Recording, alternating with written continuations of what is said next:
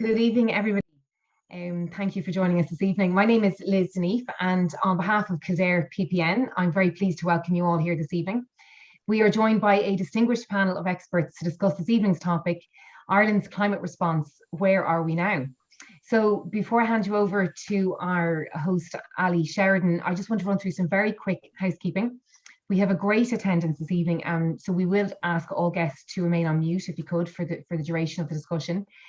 We are recording this evening's event, so if you would rather not be recorded, you might consider turning your camera off. We hope to get to your questions. Some of you have submitted some really good questions as you were booking, so thank you for that.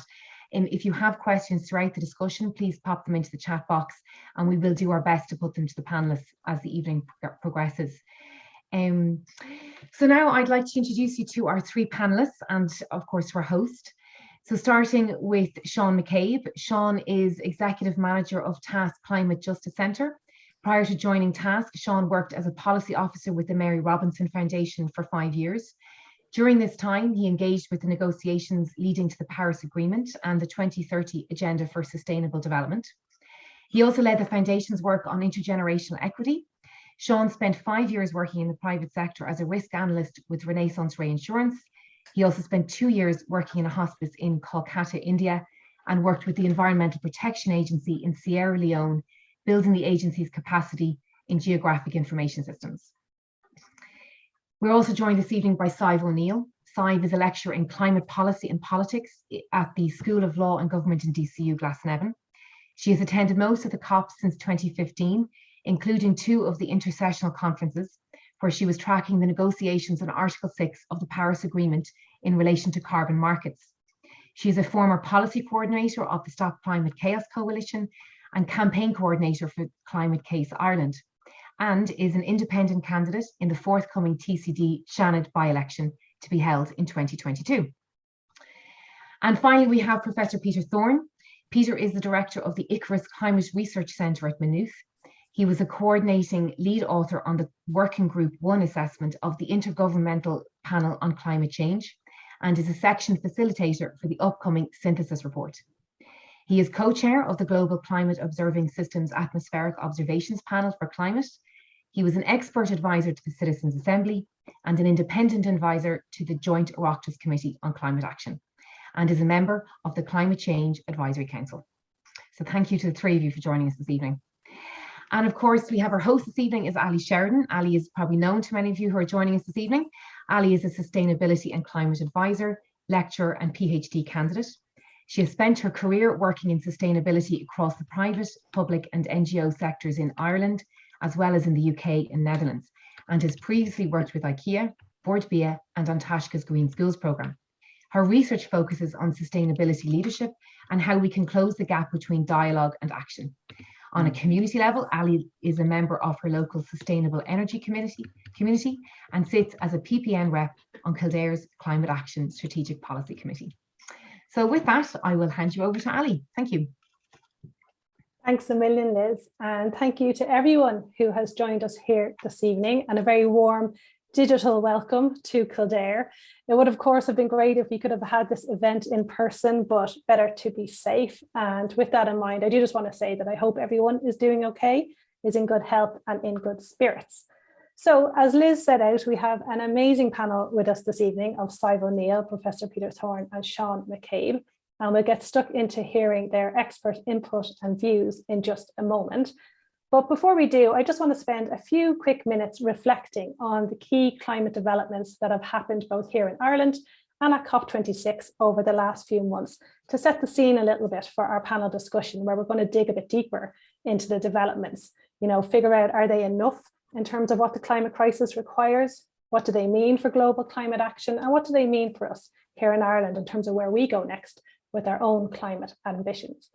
And as Liz said, please do pop any questions that you have for our panelists into the chat box, and we'll get to as many of them as we can at the end. So I imagine, for everyone here this evening, whether you've been involved with climate issues for a long time, or maybe you're coming to them more recently, that something over the last year made you sit up and pay more attention to climate issues.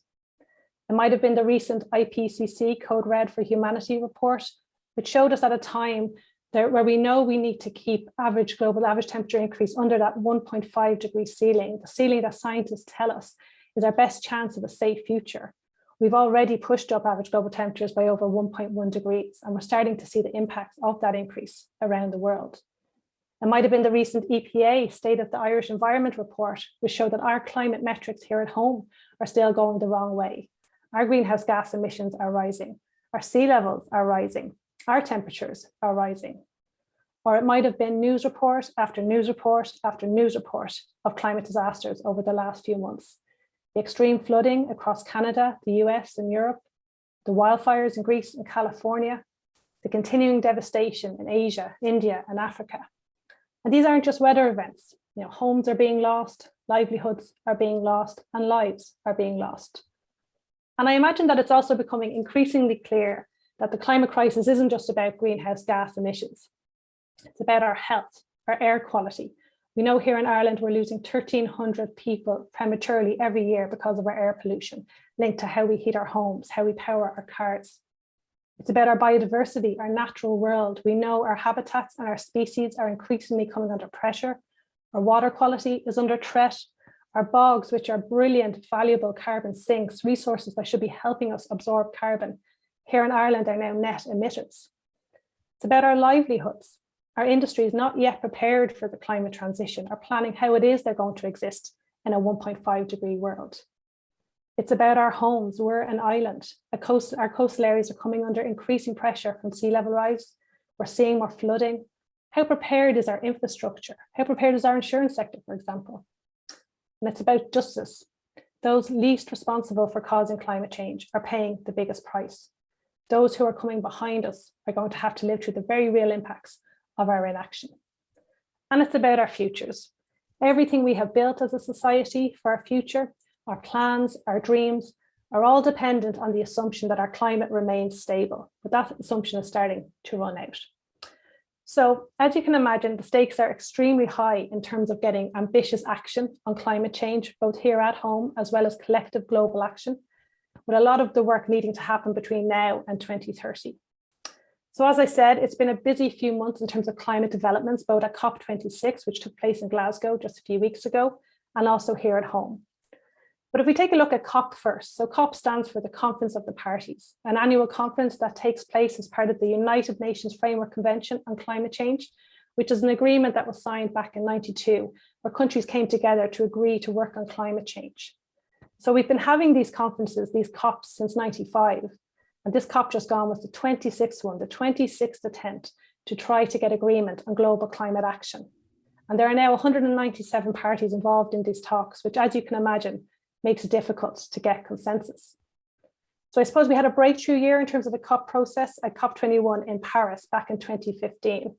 And at that COP, countries agreed to work together to keep global temperatures well below 2 degrees, to limit greenhouse gas emissions to net zero at some point between 2050 and 2100. And they also agreed to enter 5-year cycles where they would come back together, review progress, and hopefully heighten ambition. And they also agreed where richer countries, more developed countries would play a big role in supporting poorer nations in their development by providing climate finance. But since the Paris Agreement was launched back in 2015, we know that the ambition that was set out there is not enough. And our climate metrics, unfortunately, have continued to go the wrong way. So that means that we, me and you and our generation, we have to now deliver the biggest drop in emissions in the shortest amount of time that the world has ever attempted, which undoubtedly is going to be burdensome. It's not going to be easy, but it is a privilege. We're the last generation who can do the work to make sure we protect the world for those that are coming next. So going into COP26 at Glasgow, when you added up all the different countries' ambitions and where they were in terms of climate, we were looking at a world that was going to face a global average temperature increase of about 2.7 degrees. And while the difference between degrees can sound quite small, every bit of a degree matters when it comes to climate change. As the Barbados Prime Minister, Mia Mottley, said at COP, for Barbados and other low-lying nations, 2 degrees is a death sentence. The seas will rise, food won't grow, and life in those islands becomes increasingly difficult to sustain. So at COP26, we saw 2 types of key outcomes. One was the overall agreement, which we now know is called the Glasgow Climate Pact. And then we had other side or sector specific agreements, ones that focus on particular industries or particular issues where maybe not all of the parties sign up to, but instead some progressive industries or progressive companies decide to work together and try lead the way and hopefully have others follow them. So what were the key outcomes that we saw at COP? Well, on emissions, as I said, when we went in, we were looking at a 2.7 global average warming degrees in terms of commitments. And then following on from COP, and depending on whose analysis you take, we're now looking at a warming of between 1.8 and 2.4 degrees. So we didn't get agreement on the 1.5, and closing that ambition gap in the coming years is going to be hugely important. We saw commitments to phase down coal, which, believe it or not, was the first time we had reference to fossil fuels in the final COP text. But big questions remain in terms of other fossil fuels like oil and gas. On finance, we saw agreement that developing countries would receive at least 100 billion a year from developed nations, that more funds would go to climate adaptation. But there are lots of outstanding issues and questions in terms of the current approach to climate finance. How just is it? Is it fair? Is it enough? And then we had some progress on things like agreeing rules about how we account for emissions and emissions trading, which again has some unanswered questions about how effective measures such as carbon offsetting will be and whether they'll drive real action or delay it.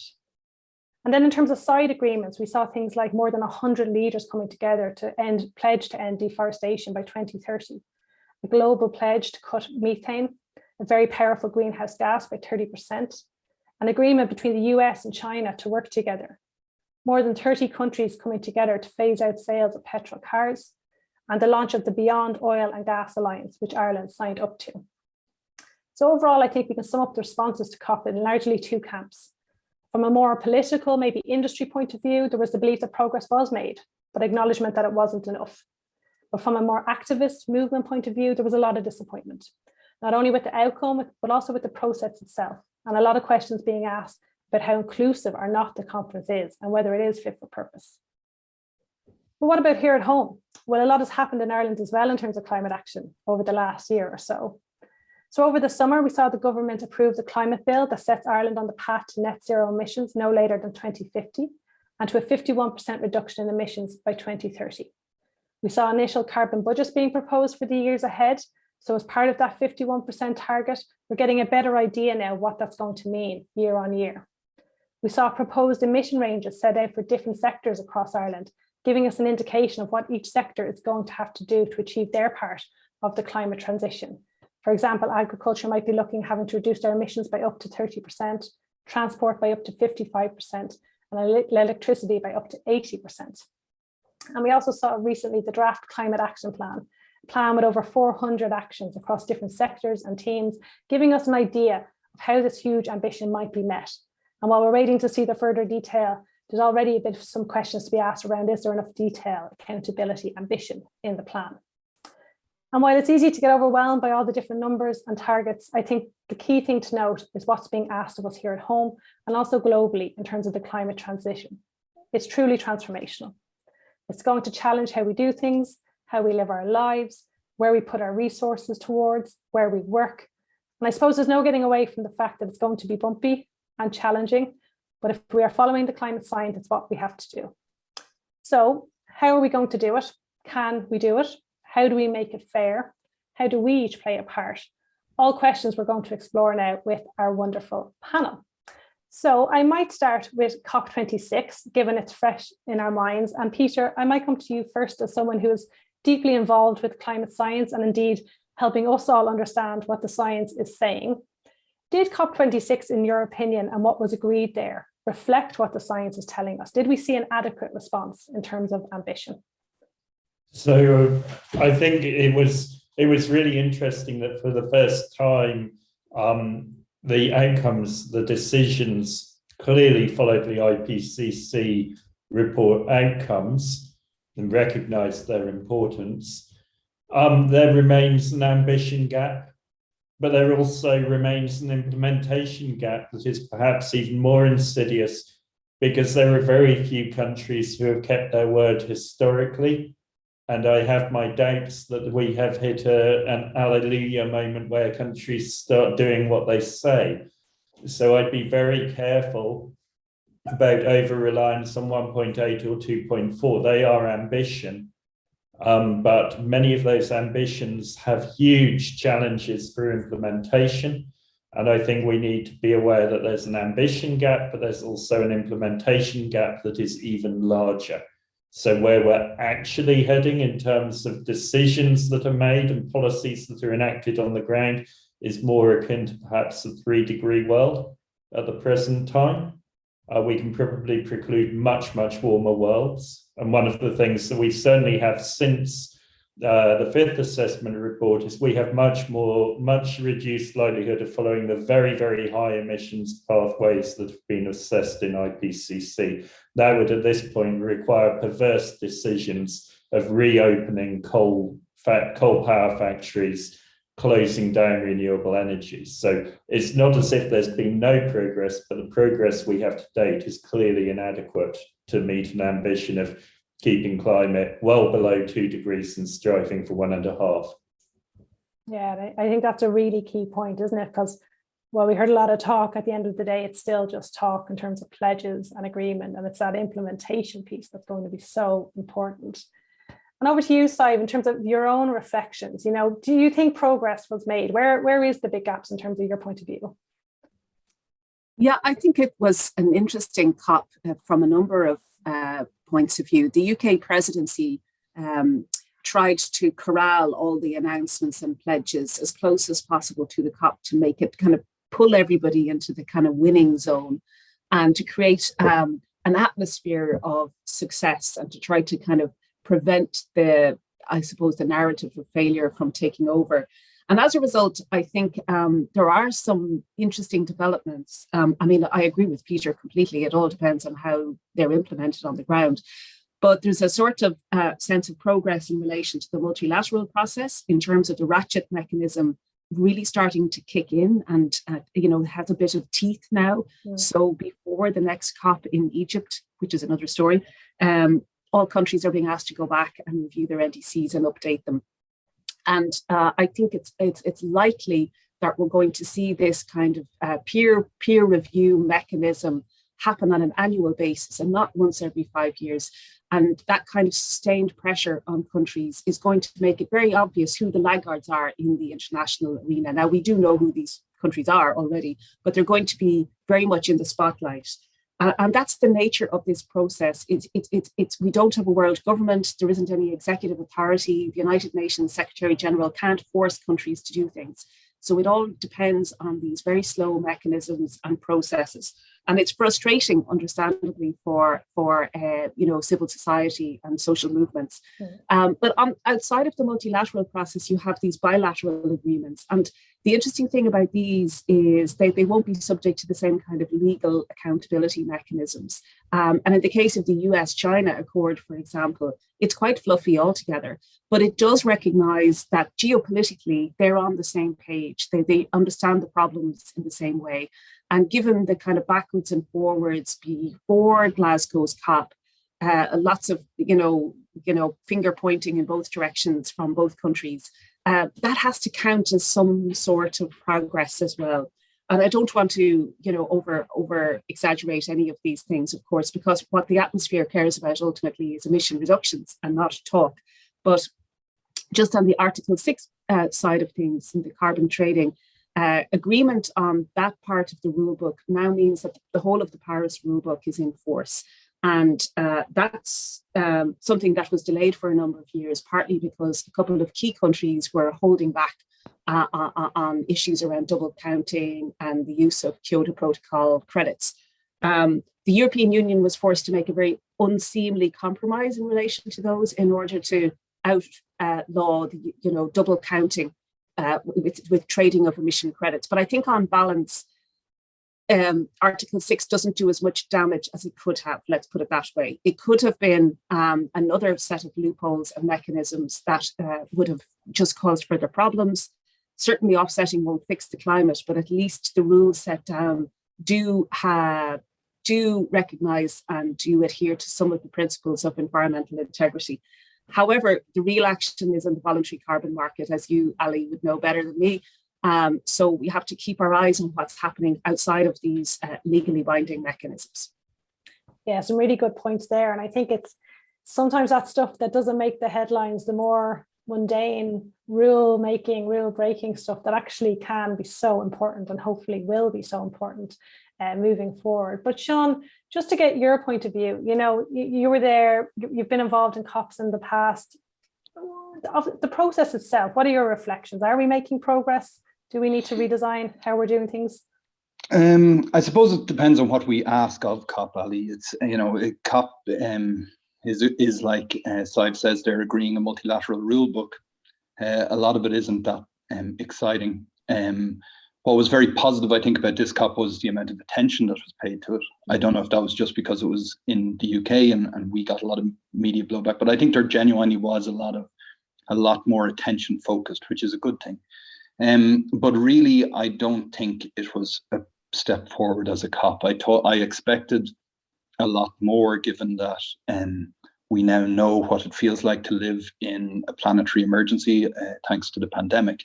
I thought, as one negotiator said to me during it, he said, it seems like people have gone away and become more entrenched in their positions rather than less so. And that was definitely apparent in the negotiations. People have very strongly held positions that they're not going to give up. I feel like there was a massive marketing push from the UK at the end to make it feel like a huge success.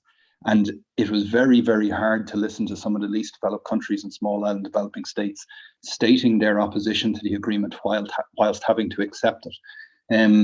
In truth, they got a worse deal than they rejected in Madrid 2 years ago, but they're facing such a catastrophe that they had to accept it.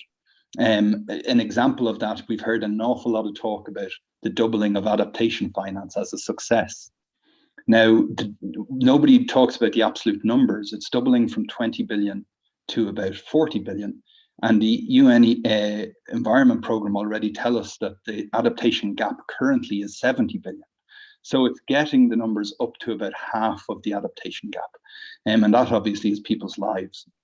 We failed to do anything really on loss and damage, which is when adaptation fails and people do begin to start losing property and losing their communities. We didn't address that.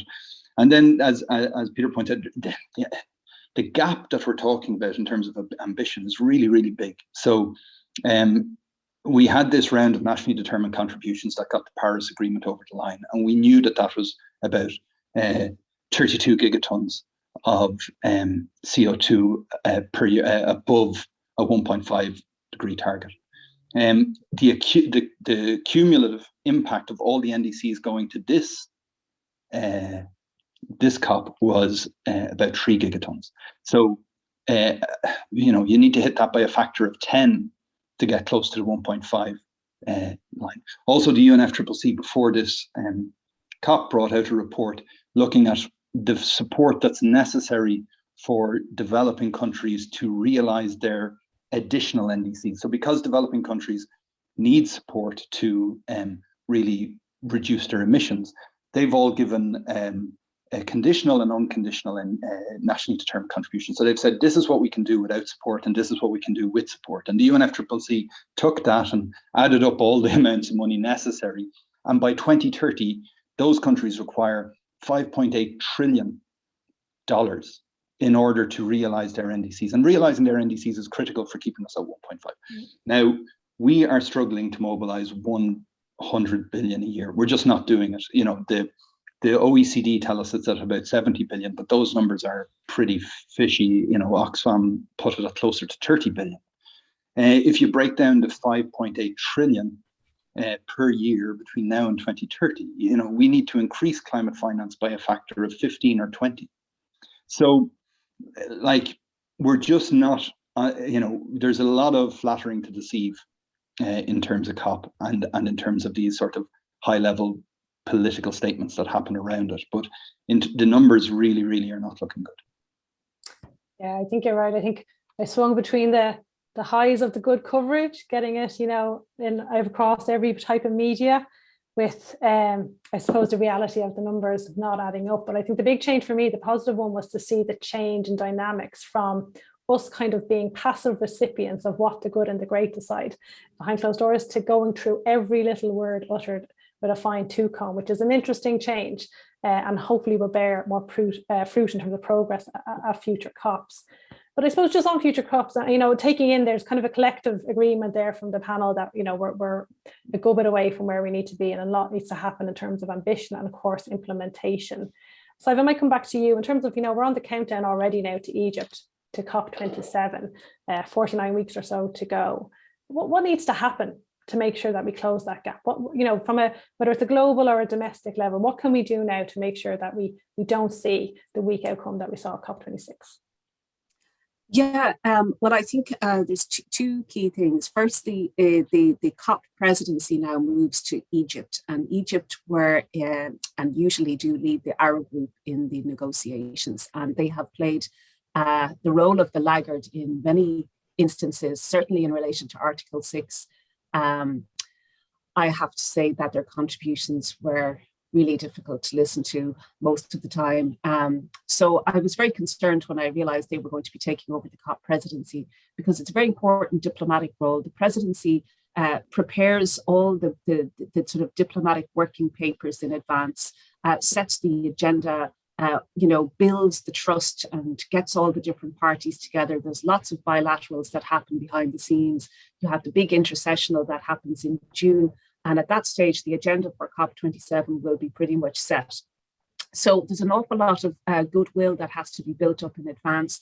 The UK, for example, the kind of general thinking around the UK presidency is that the diplomatic services were quite distracted by Brexit and all of the rows and all of the efforts that they had to put into Brexit, because they have a huge diplomatic service. And had they put that energy into the COP process, there might have been better outcomes.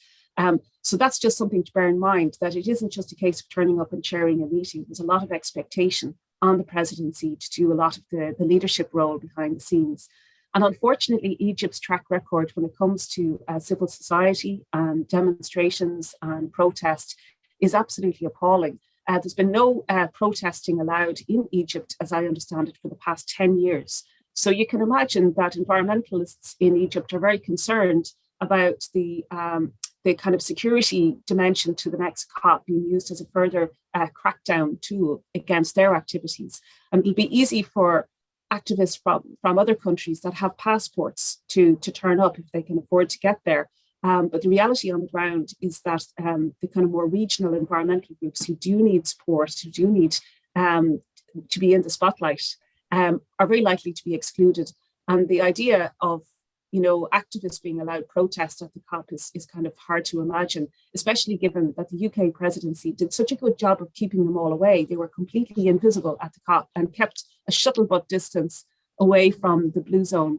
So I'm very concerned about that aspect of it. I think the other thing to bear in mind is that a lot of the big political negotiations, and bearing in mind how slow it is to extract new commitments out of big countries that are big emitters. But a lot of the focus is now shifting to G20. And the big G20 meeting in Bali, it's an Indonesian presidency now this year, should provide a forum for putting these big emitters, including Russia, China, Australia, some of the other, and of course the EU and the United States, under sort of really clear pressure to start acting on the kinds of things that Sean was saying there in relation to climate finance and also mitigation. So I think that should be the focus for a lot of activism over the coming months. Yeah, I think I saw the timetable of events come out maybe the few hours after COP26 finished. It literally gets straight into the next cycle, and it's about using every week we have and every influence opportunity we have, right, to heighten expectations for Egypt. So then I suppose just bringing it back to an Ireland, an Irish point of view, and I might come back to you, Peter, if I can. We know we've a big gap and an implementation gap here as well. And currently we're going for 51% emission reduction by 2030, second only to Denmark in terms of ambition, but arguably that can be because our baseline is high because we left it quite long before we decided to take this action, or we're committed to doing so. What do you think of that figure? Is it enough again in terms of the science? Is it doable, or should we be doing more? So that really fundamentally comes down to questions of a political nature. Scientifically, the IPCC special report on 1.5 and then working with Group 1 confirmed it, yes, we need to halve global emissions by 2030, and we need to reach net zero and thereafter be net negative around the middle of the century. Those are the scenarios that keep us close to 1.5 or 1.5 with minimal overshoot, and there's a difference between sticking at a number and overshooting and coming back. There are interesting physical differences. It's not a free picnic to go over and come back down. But then you get into a political issue, and this is inherently political. It's not something that science can come in. We must recognize equity and climate justice. If every person on the world had the emissions profile of an Irish citizen and the emissions history of Irish citizens since the 1800s, we would be sitting at about 3 degrees centigrade today. And so there is a question whether that historical responsibility requires us to go faster and further to enable those who are less responsible perhaps to enjoy or take benefit from some of the things that we've taken for granted. But that is inherently a political issue, an issue of intergenerational and also inter-country, north-south, global north, global south, equity and justice. It is not something that the science can arbitrate upon. So our national targets are consistent with a national contribution to global emissions reductions that would be consistent with 1.5 or 2 degrees, but they grandfather the historical responsibility and they effectively wash our hands of that historical responsibility. So scientifically, yes, politically questionable. Yeah, I think it's really interesting and maybe something that doesn't get enough focus. We're largely mapping onto that 7% or so year on year pathway, to having global emissions by 2030. But you're absolutely right. We didn't just start emitting yesterday. We have legacy emissions to account for, and in terms of the burden that we're putting on the global south in terms of filling that gap. And then just I suppose on the political element, Sean, I might come to you. There's always that kind of vicious cycle around, okay, we know what the science is telling us that we need to do. We're getting more kind of understanding and appetite for action. But how do we account for short political cycles, maybe not enough public support? How do we square that circle in terms of driving progress forward? That's a very difficult thing to do, Ali. Just quickly on the emissions, you alluded to it on the baseline that we're dealing with. I think this is something we need to be very careful of in Ireland because, as Sadhbh mentioned, we're seeing a ratchet mechanism within the UNFCCC process that will be more regular, and we will see the EU striving for much more ambition, I think, in the coming decade. We have a big issue because our reduction is, our emissions rose a lot between 1990 and 2018 when we're making our 51% reduction from. On the contrary, the EU's fell. And so realistically, what we're looking at is to keep pat with the current EU NDC target, we would be required to make a reduction of about 72%. Now, as Peter says, it's a political issue. We can look at special circumstances, etc. But if we were to evenly distribute the emission reduction requirements across all EU countries, we would, in order to keep pace, need to reduce 72% on 2018, not 51%. So those numbers are very important. And then the point on the equity piece, there's a good tool Tom Asanesu from EcoEquity developed called, that helps with the civil society review of NDC commitments. And it says we should be at zero, not net zero, but zero by 2025. So that's factoring in historical responsibility, as Peter talked about, etc. So it's very hard to stand over what we're doing and say it's enough at this point. In terms of politically, as I see it, the big challenge that we face, we're seeing the protests that are popping up in Germany and Austria now about vaccination issues, and I think we can genuinely see, for the first time, how tenuous communities' belief in large-scale change is, and how it can be eroded quite quickly if people feel it's not in their interest. As we go to design the transition from where we are now to where we're going, that's possibly the biggest political question: is how do we do what's fair globally while making sure that it's fair internally? And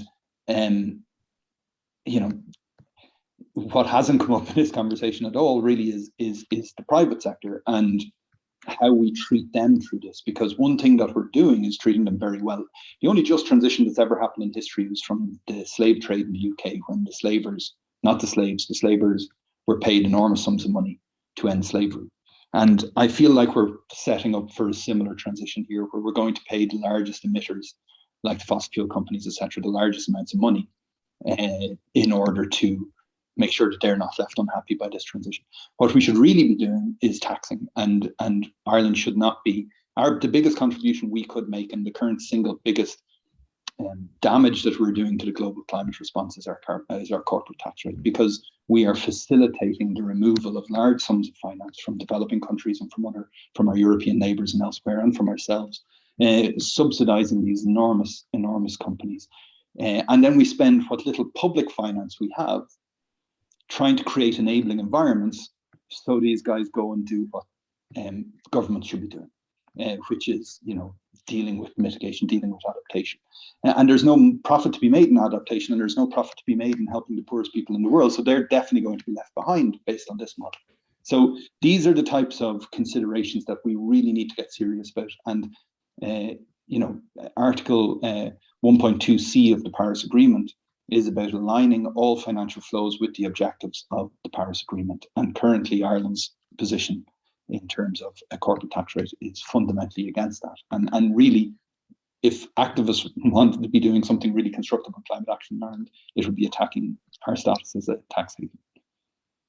So did you want to jump in there?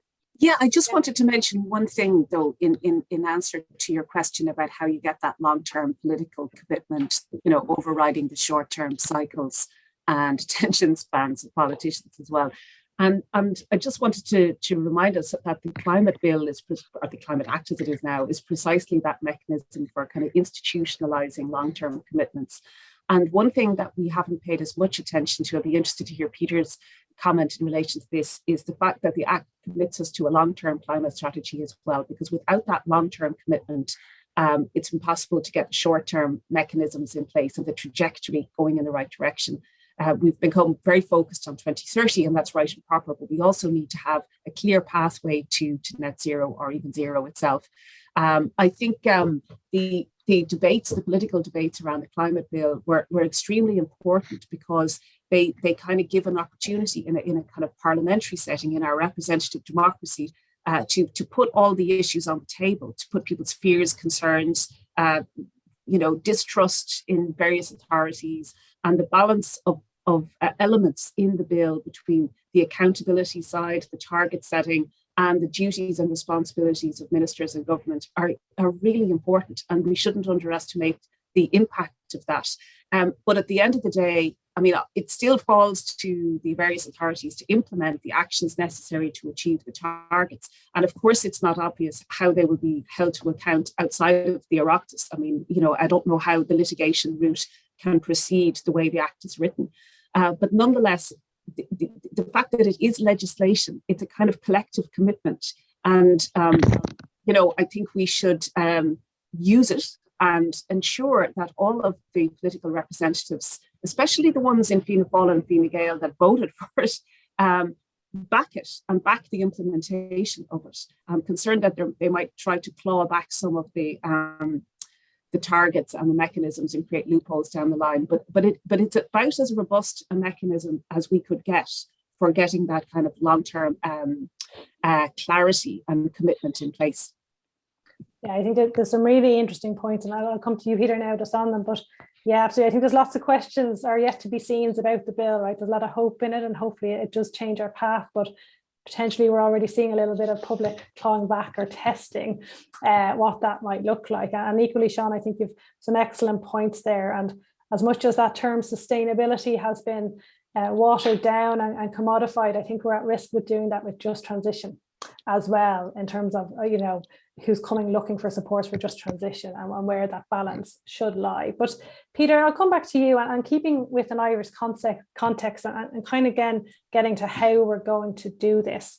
In terms of what you've seen from around the world around best practices and looking at our setup now here with the bill, does it give you hope that we have that kind of legislative focus, that long-term focus, and hopefully commitment to change? And do you think, in terms of a social contract point of view, that we need to, take the approach of a fair share in terms of who's doing what, i.e. the biggest polluters doing the most now to get emissions down, if we're going to get communities, if we're going to get public to come with us on this? So I'll start with the legislation, which I believe is probably amongst the strongest in the world. The piece of the legislation that really mattered to me was the governance aspect of it. It's the fact that there is an all-of-government approach. It's the fact that there is a strengthened independent climate change advisory council. But it's also the fact that there's something of equivalent standing to the Public Accounts Committee, which is a standing committee, all party. And it's that all party aspect that is key, because government will change. And policy on climate needs to be long term. People need the confidence to know that the investment they're going to have to make will pay off. So we need that long-term continuity. But it will be massively challenging. We are talking about a revolution in the way we live our lives, and much of that will be positive, and we should be doing anyway. Who doesn't want cleaner air? Who doesn't want a more biodiversity-rich island? Who doesn't want to have a house that is warm and dry? So there are many things that we should be doing anyway. And one of the key things to note is that many of the solutions to the climate crisis, many of the mitigation solutions exist already.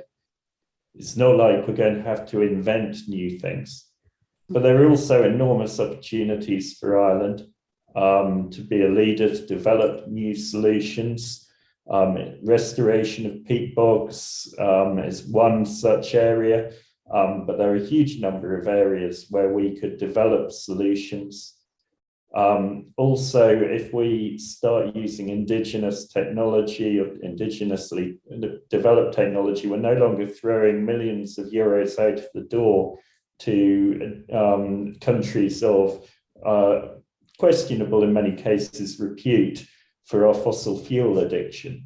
That's money that is invested in jobs here. It is money that is recycled and kept within our economy. So there are many reasons to do this, but there are huge challenges.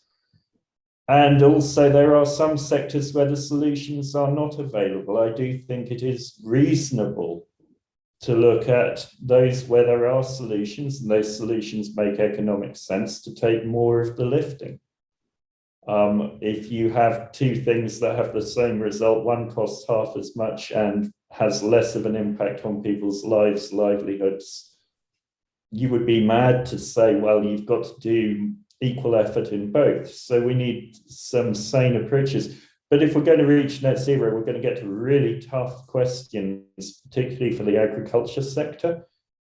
And we need to work with the agriculture sector in a constructive manner, with a conversation that will get us to that point. And it requires developing new and innovative markets for the agriculture sector. And it requires policy and financial support. We need to protect the livelihoods of our agricultural sector, and we need to make the obvious choice for them to diversify. And again, there are reasons to diversify beyond climate. I mean, we've seen what COVID has wrecked. There will be some novel pathogen in cattle at some point in the future, and our solution will be the funeral pyres that we saw with foot and mouth and BSE, particularly in the UK as I was growing up. I don't want to see that. And I certainly don't want to see that in what is effectively a monoculture across much of our country, where our rural economy is fundamentally dependent upon that one mode of production. we should be diversifying for very many reasons. Yeah, I think that there's lots in there. And I think, even if you're not looking at this from a climate point of view, the drivers that are coming at industry, whether it's, the risk of litigation, like say disruptive supply chains, really interesting to watch how collective and active employees are getting in this space, wanting to work in industries that are part of the solutions that have a future. It's really interesting to see how that's changing, but not to be naive about the level of transformation that's going to be needed across every industry, because no industry is getting off lightly here, even though they might seem less of an ask than other industries. It is going to be a huge transformation. And so if I might just come back to you, just coming back to the, the litigation, the clarity, the all of government approach, do you think we're seeing that yet, that climate first lens to how we're governing and policies? If you take, for example, the National Development Plan or Housing for All strategy that came out, are we seeing the leadership across the board, or is it a bit of a way to go till we're truly leading with a climate mindset? That's a good question. I think the National Development Plan was already adopted by the previous government. And then when the three-party coalition came in, the Green Party, I think, secured a review. But they didn't manage to succeed in deleting whole sections of it. What they did was kind of tweak the plan and insert some new obligations around climate proofing. So they've created a situation where projects will have to go through a different type of scrutiny before they're approved. And there may be less funding available as well for certain projects like roads. But there's part of me that's crying out for our political leaders to be just much more honest about the things we can't do anymore. I would love to see the government make an explicit commitment to not build any more new roads or motorways, and to invest pretty much all of the current road transport budget into sustainable transport alternatives, which doesn't exclude cars, by the way, and it doesn't exclude junction redesign and road improvements and things like that would improve safety. But the idea, a lot of these projects sit in development plans for years, for decades, and there's a kind of inertia about getting rid of them. And political lobbies build up around them because these are seen in the kind of old 1970s way as the route to development and as opening up new areas for industry and so on and so forth. That mindset is still very much there in certain government departments, and it's reflected in the National Development Plan. And the other thing is that there's key policy tools that are being relied upon that are actually very weak. So the National Planning Framework is the best example of that. The National Planning Framework is being toyed as the solution to sustainable settlement, but it's anything but. It's very much a weak tool. It's not being implemented properly. It's a scattergun approach, and it still leaves vast tracts of the housing that will be developed over the coming decade, very much as potentially one-off or very low density in a way that's going to just generate further transport demand and obviously more embodied carbon in that style of development. So there's still a kind of reluctance to just face into these challenges and be much more honest with the public, I think, about what's at stake, that we have to change our mindsets, we have to change our expectations. We're going to have to house everybody that needs to be housed, but we're going to have to find new models for that other than just building vast new housing estates into the countryside. That's just not going to work. So I think that the strategy, the political strategy seems to be to, tighten the funding mechanisms and to make these projects just sort of fizzle out, but they don't fizzle out. We've seen that over the last few decades. They don't fizzle out. Even the Eastern Bypass, which has been killed over and over again so many times, it just seems to come back like a kind of zombie project that just refuses to die.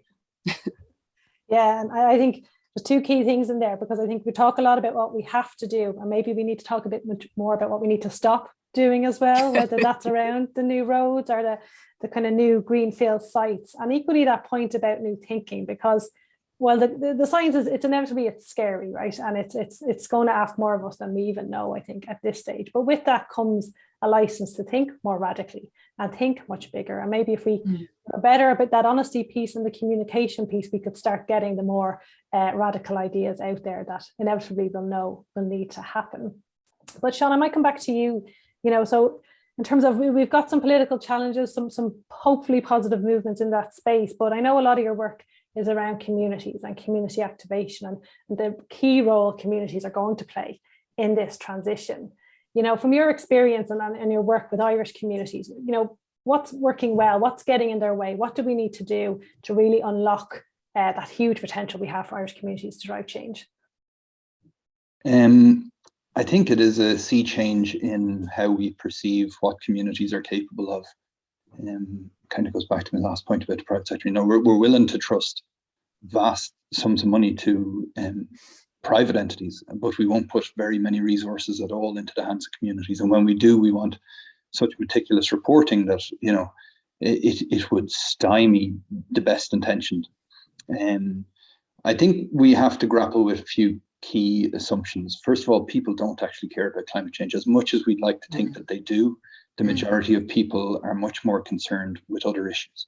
And those who care about climate change tend to be in a bubble, and they talk to each other into a frenzy about it, and then believe that everyone feels the same as them. And that's a really, really fatal issue in terms of our efforts. So that combined with kind of the current focus, which is behavioral change, is really problematic. Communities shouldn't be like, we shouldn't be putting it on individual households to change behaviors. We should be empowering communities to take up the assets of climate action and to own elements of the climate supply chain and generate income streams and revenue streams that would lead to local development, because people care about local development and they want to see their communities getting better, and they want to see, you know, local jobs, and they want to see their kids being able to stay around, and as I've said, they want to see people housed, and, you know, all of these sort of very, you know, we have to turn the table so that we're looking at development as being climate smart rather than looking at just trying to do climate action, because we get bogged down when we just see it as this additional task. It's embedded in everything. In task, we conducted some surveys in July of perceptions of climate action, and we found that only 6% of respondents ranked climate as their number one priority, and more often than not, they ranked it as their lowest priority. Only 11% of young people under the age of 21 ranked climate as their highest priority. You know, we think that there's a youth movement, and there is, but it's not as big as we think it is. And so really, we have to look at, and this is where, when I say we don't trust communities, I've kind of seen it firsthand in a few consultations I've been at over the last year, where, you know, ideas of really opening up structural funds, the EU structural funds, to communities through things like, we had a system in place in Ireland. We had the best leader program in Europe when Leader started in the early 90s. Leader is basically an initiative to channel elements of the CAP and the agriculture and fisheries funds that come from the EU directly into community projects led by communities that they can access very easily. We had a brilliant system, and there's a number of writings on it that kind of highlight. I did a piece for NESC, the National Economic and Social Council, at the start of this year, which just points to the fact that Leader got shut down by our political system because local politicians didn't want communities who could fix their own potholes, essentially, is what it boils down to. And then, you know, national politicians have tried to kick the chair out from underneath local politicians, so that, and the whole thing is this patronage nonsense that if we don't escape from, we're not going to get very far in this crisis, and we're going to continue to see the imbalance between local and or rural and urban development, and we're going to see continued out-migration from rural areas and unsustainable development in cities. Like, what we need to do is re-empower local government, and we need to opt into things like the European Community-Led Local Development multi-fund approach, which would allow a community to apply for funding from the Just Transition Fund or from the Fisheries Fund or from the social, like all of these massive structural funds in Europe. We don't trust communities enough to allow them to apply directly to use those funds.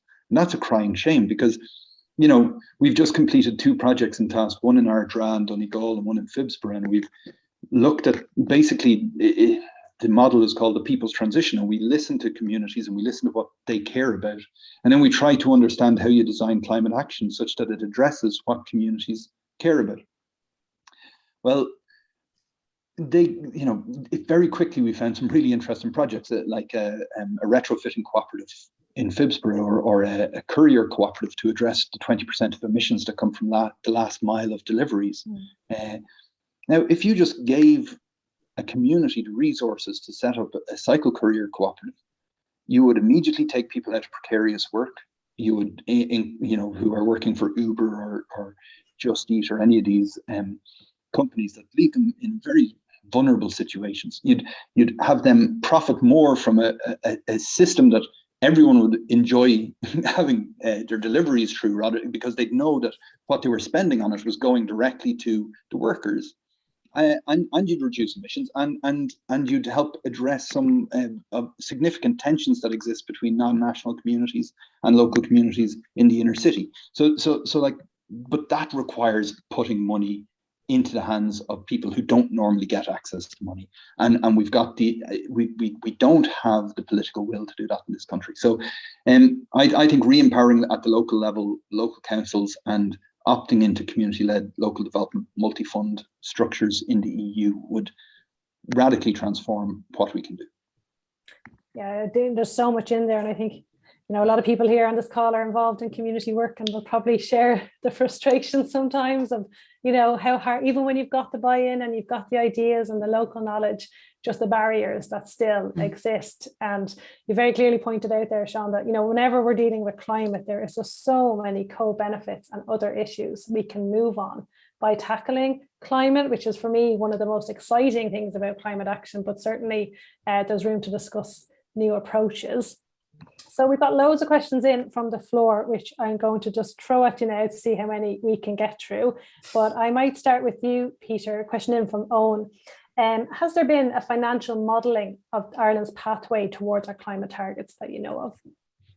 So we did, in the Climate Change Advisory Council, undertake an economic analysis.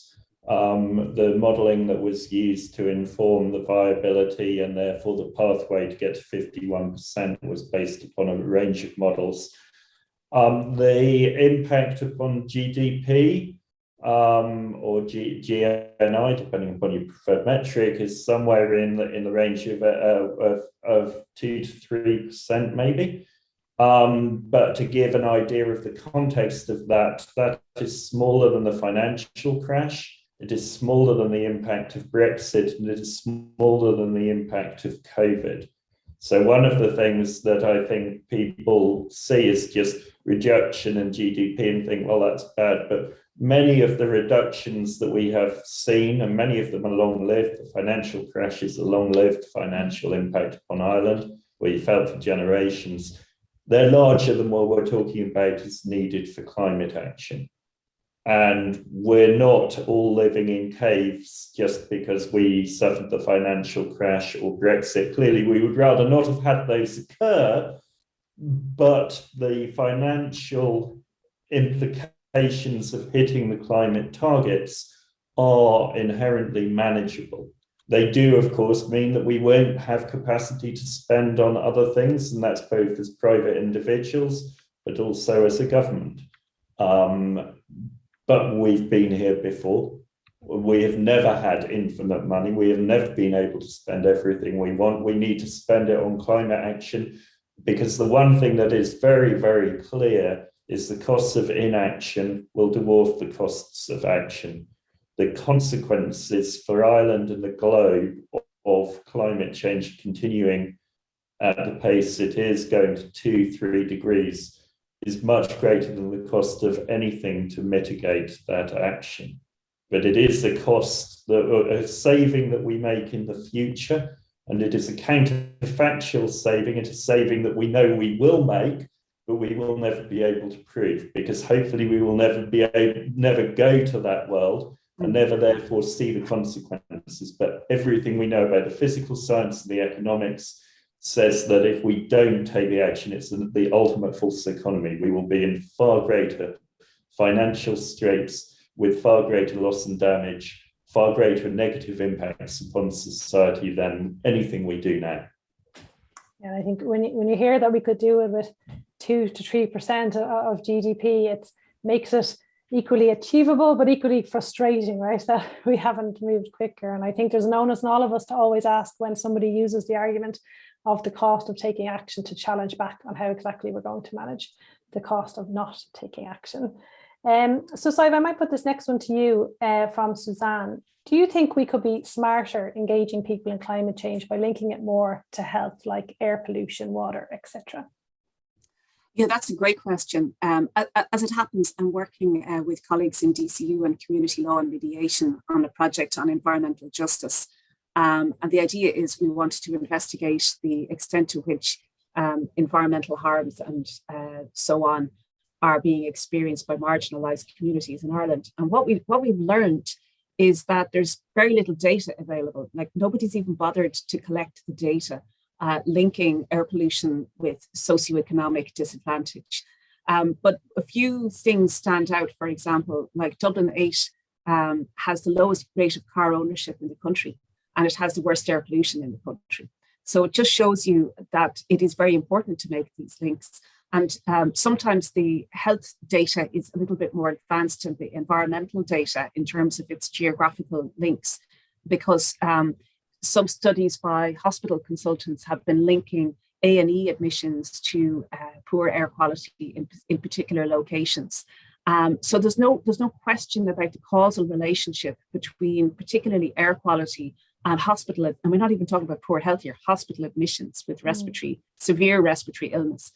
And of course, with COVID brought into the mix, that's even more serious in terms of those vulnerable individuals. So the reality is that we haven't really joined the dots. We talk about environmental issues still in a very abstract way. The EPA recently updated its website, and I find it infuriating. And I'm mentioning this because I'm actually on the EPA advisory board, so I'm going to tell them this.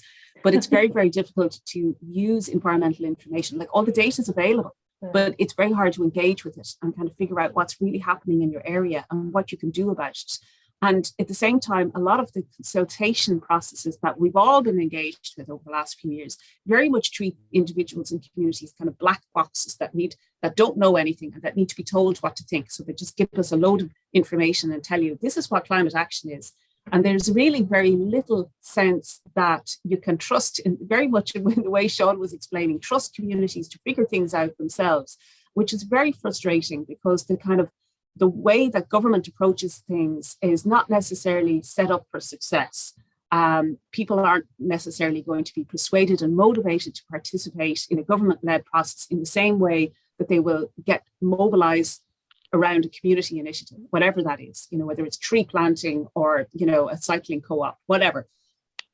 So I think in terms of making those connections, we have a lot more work to do to kind of highlight the potential gains by taking these actions.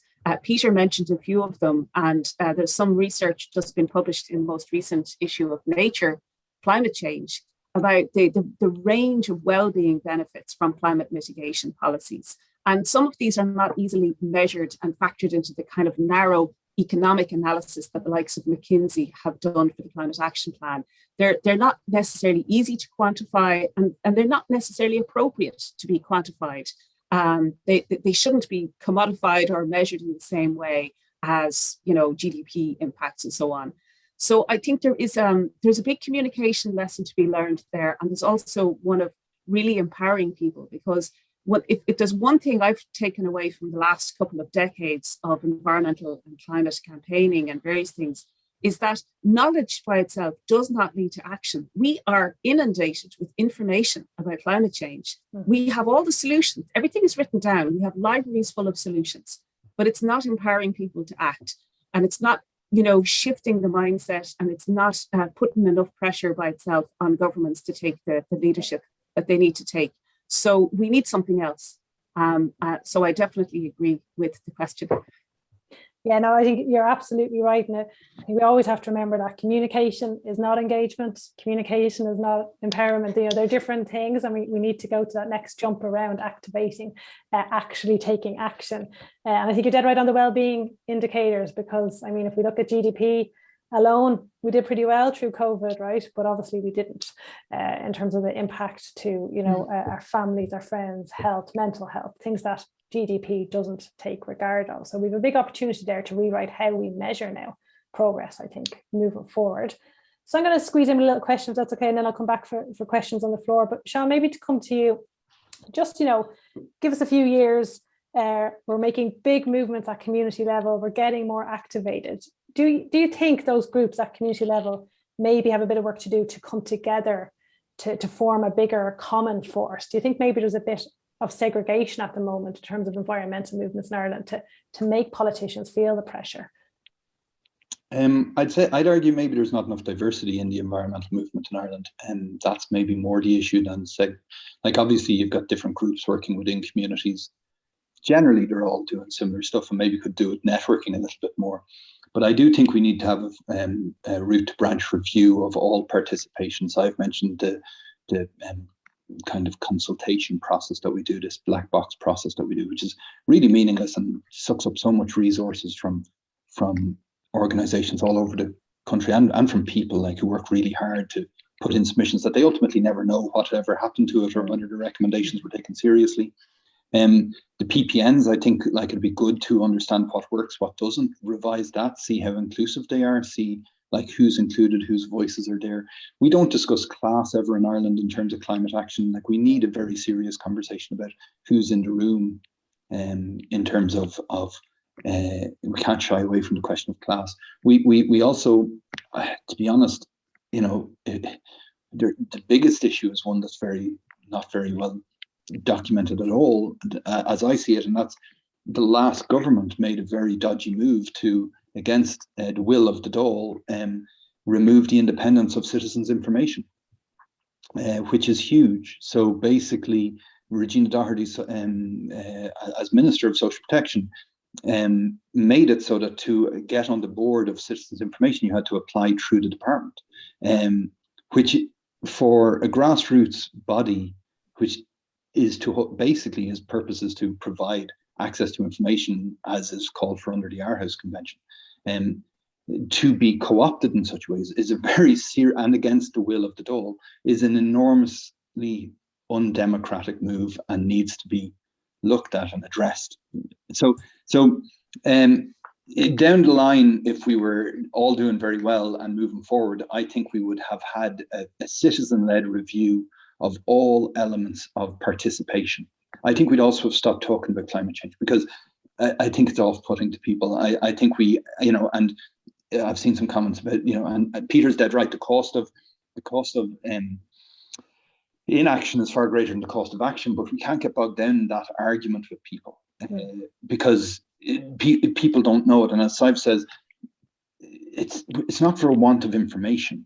In fact, there's studies out there that say more information can entrench people in anti-climate sentiment.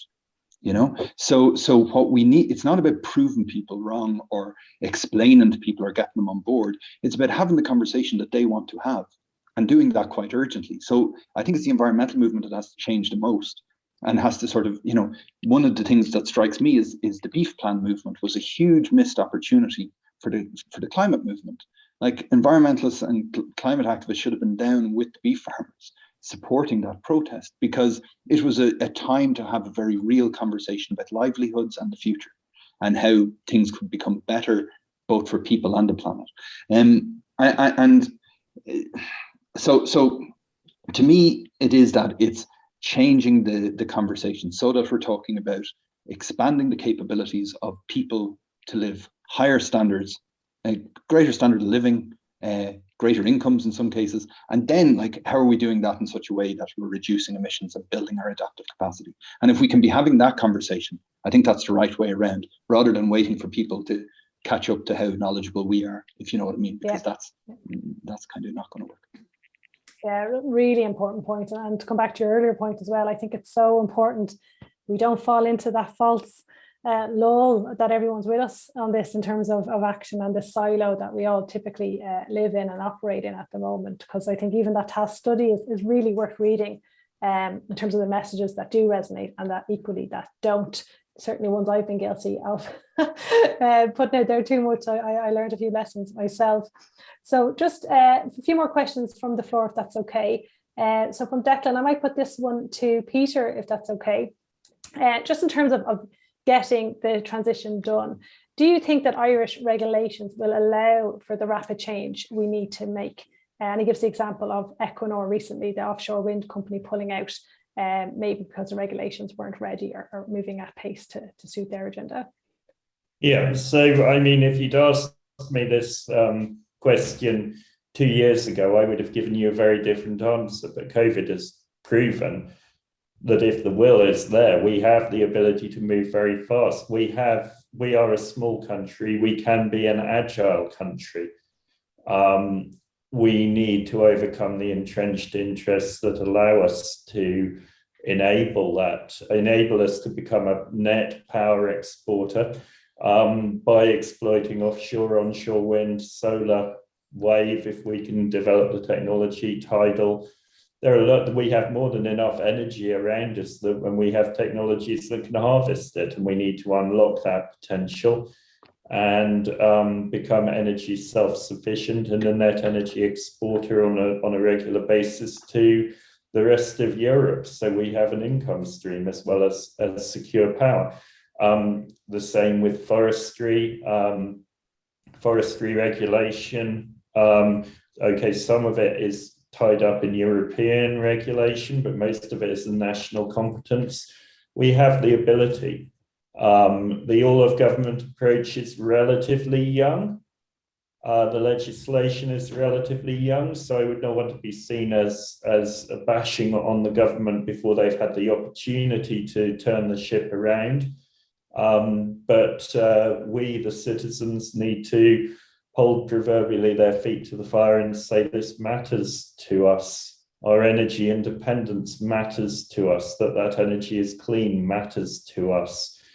Our biodiversity matters to us. That we want more forestry. We want a robust rural island. It's ultimately the politicians are responsible to us, and we need to be making it a doorstep issue. But you don't make it a doorstep issue, I totally agree, by making it all about climate. It's about the fact that the climate solutions improve our lives, our livelihoods, the resilience of our communities, our internal resilience. Yeah, I think you're absolutely right. And that point about being small and agile, you know, I often think we as Ireland, we never let our borders stop us, you know, when we're thinking about trade or we're thinking about sport or the diaspora, and there's no reason it should stop us with this transition in terms of potentially showing how it can be done and hopefully helping others follow our lead. So just as a final question then from the audience, and Sadhbh, I might come to you if that's okay. Coming back to an earlier point around where government is going on this and all of government commitment, how seriously do you think the government is taking climate, given that only this week a Fine Gael senator put forward a bill to recommence peat cutting? Yeah, it's really shocking, but I think it speaks to the kind of the politics on the ground. And the peat issue is particularly fraught because it comes back to an era when we didn't put any value on stores of carbon or the biodiversity in raised bogs, and when it was possible, and it's still possible, to get away with illegal cutting without any consequences. So for any harvesting above 50 hectares, it's necessary to have both an EPA license and planning permission. And in respect of the bogs that are being harvested, my understanding is that the peat harvested for export is not compliant with the law. So it's quite extraordinary that instead of focusing on enforcement of the law and resolving these environmental conflicts and addressing some of the industry problems. So one of the reasons we have a mushroom industry is because we had to pay so little for the peat. So there's this extraordinary sense of lock-in, and like if we had acted appropriately at the time, regulated and managed our environment and protected our habitats, it might have evolved in quite a different direction. So it is a rather sorry state of affairs that the opposition members are now proposing legislation which frankly is not compliant with EU law, and it won't be possible for the government to accept it. If they do, it's only to perhaps create a mask for the kind of compromise that is being engineered around extending the horticultural peat harvesting until 2035. But this area is really fraught with legal complexities. But what it boils down to is that we are destroying our own Amazon rainforest for no public gain. These bogs are very important functions for hydrology, for carbon storage, and for wildlife.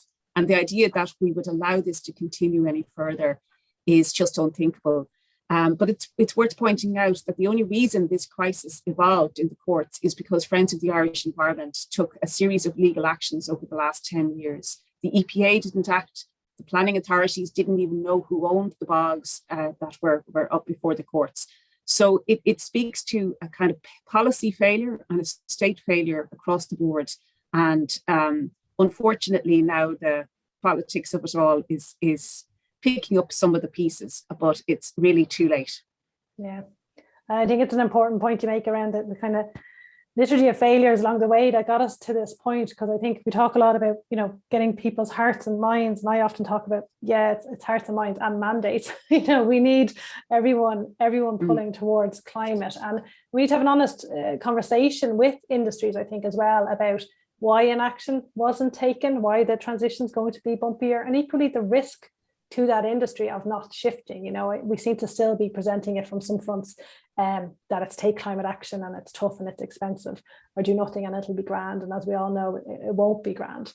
So we really need to widen that conversation. And I think from the positive, while obviously it's very tough where the industry finds itself, I actually find the narrative that has gone on, or the dialogue, I should say, in the last week is interesting to show how people are understanding maybe the wider issues.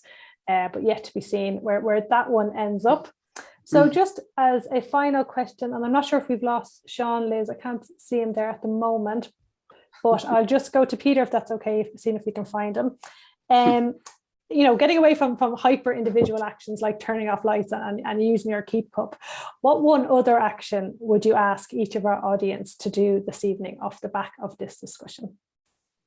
So it's really hard because every individual has individual circumstances. You've got to start being in a position of putting climate and biodiversity and overexploitation, and don't forget the three are linked. If we solve the climate crisis in isolation, it just maybe exacerbates the others. So we've got to live within our limits. And that's down to lifestyle choices, and it fundamentally depends upon your personal circumstances. Are you renting? Do you own? Do you need a car because of where you live?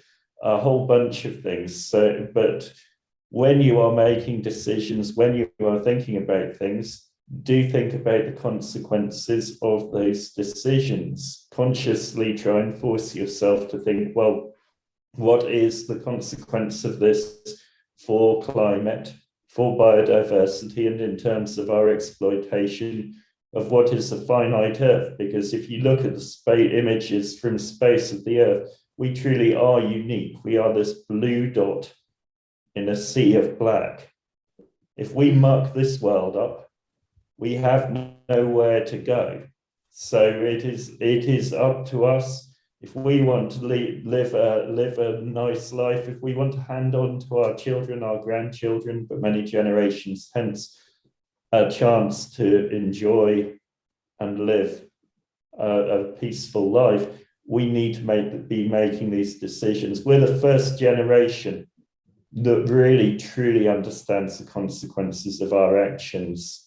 We can kind of forgive to an extent prior generations, but history will not look on us kindly if we know what we're doing and we continue to do the bad things that have the bad consequences. But that does not mean going to live in a cave. You can still have a good life. It may mean you don't go on holiday to Spain, you may holiday in Ireland. Those kind of things. So it's everyday decisions, and it's embedding into your decision-making due consideration. I think you're absolutely right about circumstance and individual ability, and equally about that idea of planetary limits now, right? And we talk about carbon budgets, but we can't unfortunately take out overdrafts and pay those back when we've got a bit more money. We only have this last slice to get things in order, which, as I said earlier, is challenging. can feel like a burden, but is an absolute privilege as well. And I think we have lost Sean, but I'll go to Sadhbh. Can you give us your thoughts or your one idea that we should do after this discussion today? Well, I've got 4. I'm really Okay, sorry, great. but I'll be really quick. The first thing, and you'll agree with this, Ali, the first thing is find out where your pension fund is going. Yeah. So the biggest difference you might be able to make as an individual is to redirect your pension. How is that invested? Is it being invested in unsustainable activities, or is it being invested in the transition? And nobody even asks. The second thing is, today is supposed to be Black Friday, but hopefully we've reached the point in the evening 1923 when we can declare it officially a buy nothing day. I've bought nothing today, and so resist and turn off all the advertisements and tune out all that nonsense. It's so destructive for the environment. The third thing is that when I was involved with Stop Climate Chaos, we set up a network of One Future groups, and some of you will be involved and familiar with that.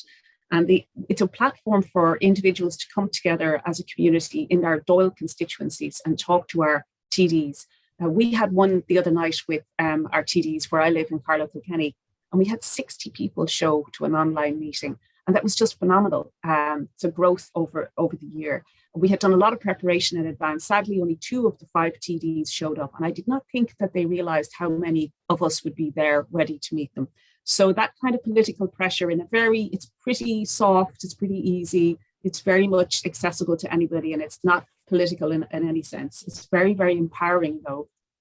And it's supported by Friends of the Earth, Stop Climate Chaos. There's a bit of hand-holding there. And the last thing I would suggest is, just as Peter said, like, we shouldn't hold back from the idea that we can personally make a difference in our emissions. Just because it isn't the full story or because other people should do more, we shouldn't use the excuse that we can't act. So challenge yourself to say, make a reduction of 5-10% in your personal emissions. It could be driving less. It could be cutting back on beef consumption. It could be, lowering your thermostat. And this is without even getting into the retrofitting conversation and all the rest of it, which can be daunting. But, there's nothing wrong with a woolly jumper. They're coming back into fashion, and I have lots of them myself because it's been really cold for the last few days. So, it's very important for people to realize that one of the most empowering things we can do is actually act. Once you start acting, as Greta said, hope is everywhere. And if you act with the community, it's even better. So I'll leave you with that thought, and hopefully people can do something. Lots there, and I think you're dead right. So many. Then you have Sean back. We have Sean back. Oh, we do. I'll pop to you, Sean, in a second, but just to reflect on Sadhbh's piece, you're really talking there about not being so obsessed with our carbon footprint, but looking at our handprint, right? That other idea of our influence, our vote, our voice, using what we can, where we can, how we can, to drive change, to drive that system change that we all make up a part of. And Sean, great that you're back. We've just one last question. We're just going around the house looking for your one action you would put to all of us here listening in today to do off the back of today's discussion. First of all, sorry, my Zoom had a heart attack and I have no idea what went wrong with it. One action, I guess for me, maybe it's to look at the structures a little bit back to that last point. And particularly for a PPN, I think it would be very interesting for a PPN to do a self-evaluation and ask itself who's excluded from our structures, who don't we reach, who aren't we talking to, what voices do we need to hear from. Like the PPN has such enormous potential, and there's great work being done already. And then if we can start really strongly considering who's not in the room and who needs to be and how we reach them, that'd be a pretty significant step forward, I think. Brilliant. I think that's some homework for us to do, Liz, to take notes in terms of moving forward. So look, just watching the time, and wow, we got through a lot there in less than 90 minutes. We started off with the scale of the challenge, which we're all increasingly conscious of. We got into the science. It is clear, but equally there's gaps there in terms of ambition and implementation from our governments and our countries. We talked about we're moving towards an all of government, hopefully, approach, starting to get those policy and litigation pieces of the puzzle in place. The need to potentially be much more agile as Ireland, we could really lead the way on this. We do have advantages as a smaller nation. And then lots to think about, I think, in terms of Sean's input in particular around how we maybe use this opportunity to rewrite climate action. Who does it mean? What does it mean? What are we talking about? And really key on that point, who isn't being heard, whose voices aren't at the table, and how do we all play a role in getting them there? So with that, I just want to say thank you so much to our fantastic panel, and I'll hand back to Liz in a second, but just to say thank you so much to the team in the background who worked so much hours to make this happen, make it all seem seamless, and as if no work went in, but I know ours did. So just to say, Liz, Cliona, Grace, Suzanne, and all the team, thank you so much for your efforts this evening, and I'll hand back to you, Liz.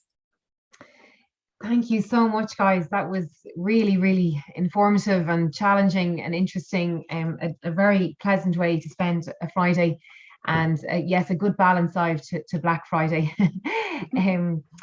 I mean, I won't add too much. Again, just to thank Grace and Cliona, who actually was the person who established the Climate Action Weekend last year, and to Suzanne as well, who helped pull this weekend together. Thank you so much.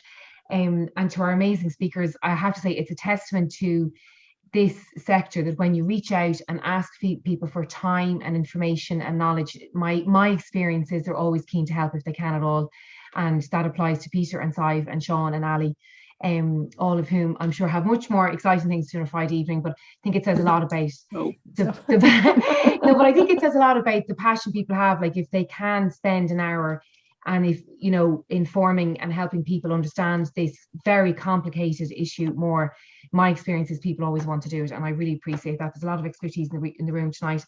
I will have one last shameless plug, if that's okay.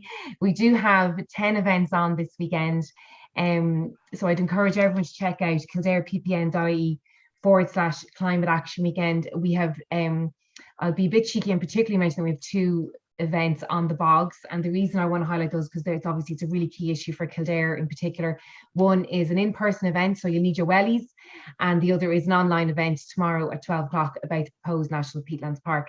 And there are lots of other things happening as well, but please check it out. It's about seeing and connecting with people, and the chat was amazing tonight as well, which was goes to show it's you know, it's that energy that you get. And it looks like we're going to be virtual for a little bit longer. So thank you so much, and thank you, Ali, for doing a brilliant job as always. Here. Oh my goodness, it's like, you know, who do you go to when you want to organize something like this? It's great, Ali. Thank you so much. No problem. Thank you. It's a climate nerds indulgence, so it is. Brilliant. Great. Okay, so I think good night. Is it? Yeah, to say a huge thank you again, and for everyone who joined us and gave up their hour and a half on a Friday evening.